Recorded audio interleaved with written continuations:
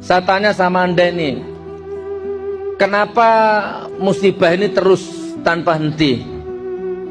Oke, intinya gini, apa yang menyebabkan bencana ini Bapak Ibu? Ayo dijawab. Pergeseran bumi, ya, orang BMKG itu ya. Kalau BMKG pasti lempengan yang patah gitu ya, lempengan bergerak, gunung, ya itu betul dan itu tidak salah. Tapi hidup ini nggak cukup BMKG, nggak cukup lempengan. Kenapa lempengan patah? Siapa yang matahkan? Kenapa dipatahkan? Ada syariat, ada thariqah, ada hakikat, ada makrifat, ada manusia, ada jin, ada laki-laki, ada perempuan, ada siang, ada malam, ada lahir, ada batin, ada dunia, ada akhirat. Jadi lempengan itu hanya satu alat eksekusi, tapi dibalik itu perlu didiskusikan. Kenapa saudaraku? Apa yang menyebabkan bencana ini? Ayo.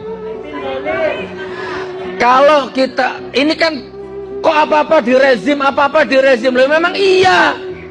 Mau minta datanya, mau minta dalilnya. Surat Al-Anfal ayat 25. Wattaqu fitnatal la tusibanna alladziina dzalamu minkum khassah wa'lamu annallaha syadidul iqab. Kata Allah, jagalah dirimu dari azabku yang itu akan menimpa khusus, tidak orang dolim saja di sekitarmu. Kamu yang tidak ikut dolim akan kena dampaknya. Yang pertama. Yang kedua, dhaharul fasadu fil barri wal bahri bima kasabat aydin nas walau anna ahlal qura amanu wa taqaw la fatahna alaihim barakatim minas samai wal ard. Banyak ayat-ayat, banyak hadis-hadis bahwa kerusakan di bumi, di laut, di darat, di gunung, di mana-mana ini karena tangan-tangan manusianya. Bahkan ada ayat yang paling spesifik. Kata Allah, kalau aku akan hancurkan satu negara, biasanya aku suruh orang-orang kaya di negara itu untuk berbuat baik. Ya, sedekah, mengayomi yang miskin, bla bla bla. Cuman kebanyakan orang-orang kaya di negeri itu ingkar, makanya aku hancurkan negeri itu sehancur-hancurnya. Jadi yang menyebabkan musibah di mana-mana ini, Bu. Oke, sebentar, saya sempurnakan biar nggak salah paham. Ada lurah angkat tangan, ada Pak Lurah angkat tangan. Yang mana lurah? Kades, kades mana? Kanan. Mana Pak Kades? Pak Kades ya? Nah, satu aja. Siapa namanya Pak Kades? Happy. Happy. Pak Kades Happy. Saya tanya, umpama ini Pak Kades Happy ini zina tiap hari, koruptor, korupsi, selalu makar kepada Allah, umpama ini, kira-kira diazab gak sama Allah? Pasti kan? Tiap hari zina, azabnya bisa bentuk penyakit kelamin, bisa bentuk rumah tangga kehilangan karomahnya, bisa bentuk anak istrinya kehilangan berkahnya, macam-macam lah, itu kan azab itu. Bisa jadi rumah tangganya berantakan, walaupun istrinya nggak tahu, tapi alam nggak bisa dibohongi. Alam akan menghukum dengan hukumnya sendiri. Pak Happy bisa bohongi istrinya, bisa bohongi anaknya, bisa bohongi rakyatnya, tapi nggak bisa bohongi alam, nggak bisa bohongi Allah, nggak bisa bohongi Raqib Atid. Jelas? Tiap hari zina, tiap hari korupsi, tiap hari bohongi rakyat, tiap hari makar kepada Allah. Pasti nggak diazab kira-kira?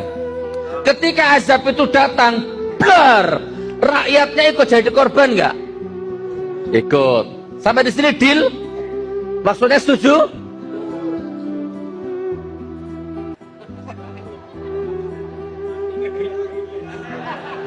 Ada camat, zina, korupsi, macam-macam lah ya, membohongi rakyat, bahkan membohongi alam ini. Diazab dah. Begitu azabnya datang, siapa jadi korban? Satu kecamatan. Di atas camat, bupati. Bupatinya makar kepada Allah, maka akan diazab sama Allah. Satu kabupaten ludes. Nah sekarang saya tanya, Nusantara sekarang diazab sama Allah, tidak ada henti-hentinya. Ini yang makar siapa? Lurah. Ayo, siapa yang makar?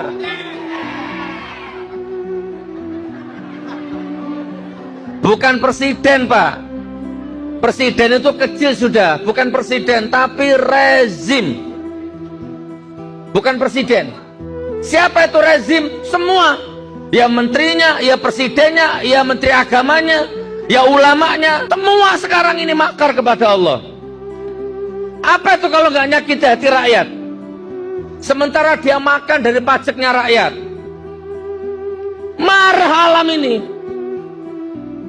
Nah, jadi kembali ya, musibah ini terjadi karena rezimnya yang makar kepada Allah. Menterinya, presidennya, ya aparatur hukumnya, semuanya tanpa terkecuali makar kepada Allah sekarang, tanpa terkecuali.